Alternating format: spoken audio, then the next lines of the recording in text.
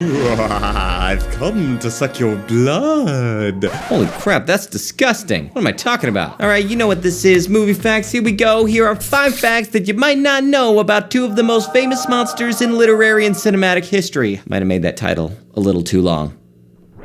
1. Yeah, the true origins of the famous Dracula, that is Count Dracula, not to be confused with Count Chocula, and the Count from Sesame Street, who is my favorite count of all the counts because I love puns. But there are some theories, some monster theories. Some people say that Count Dracula is actually based off the Romanian prince, Prince Vlad III, who sometimes called himself Dracula. During his lifetime, Vlad's reputation spread across Europe as somebody who really enjoyed killing and torturing his enemies. Probably doing the torturing first, then the killing. Anyway, this probably led to his subjects saying, man, this Vlad guy really sucks, like a vampire. Get it?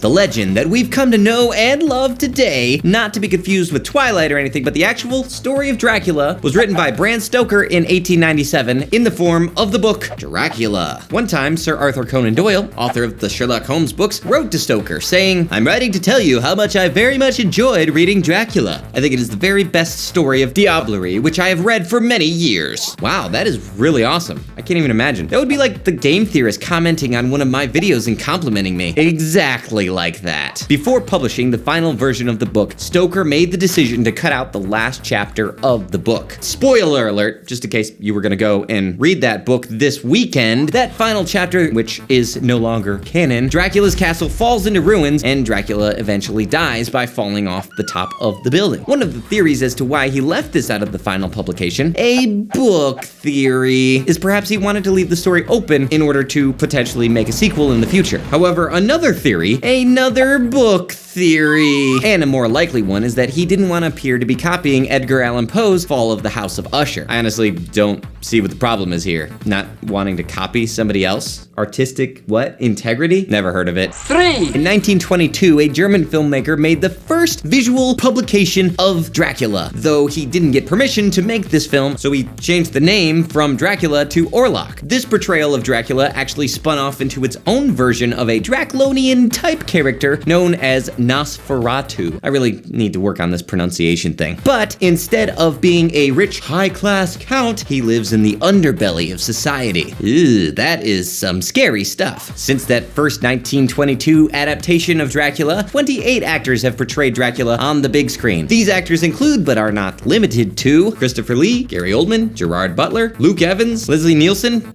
let's try to forget that one, and of course, Adam Sandler. Interestingly enough, 3 of the actors that have played Dracula have also played Sherlock Holmes. 2 of those 3 actors have the name Lee in their name. Arthur Conan Doyle has yet to comment on what he thought of any of their performances. 4. Let's talk about Frankenstein's monster. See, a lot of people don't realize that Frankenstein isn't the monster itself. Even films have begun to call the monster Frankenstein. However, in Mary Shelley's original novel, this was not the case, but rather the doctor who made the monster was actually Frankenstein. Dr. Victor Frankenstein, to be exact. It's pronounced Frankenstein. And in Mary Shelley's original novel, Victor refused to give his monster the name. This is actually a tremendously pivotal plot point in the book. Again, spoiler alert, this was a way for Mary Shelley to show how much Victor Frankenstein utterly despised the monster that he had created. Instead, Victor always addressed the monster in demeaning ways. Creature, fiend, the demon, wretch, devil, thing, ogre, and all sorts of really mean things. And this made the monster feel sad. I'm not kidding. It really did. He was like really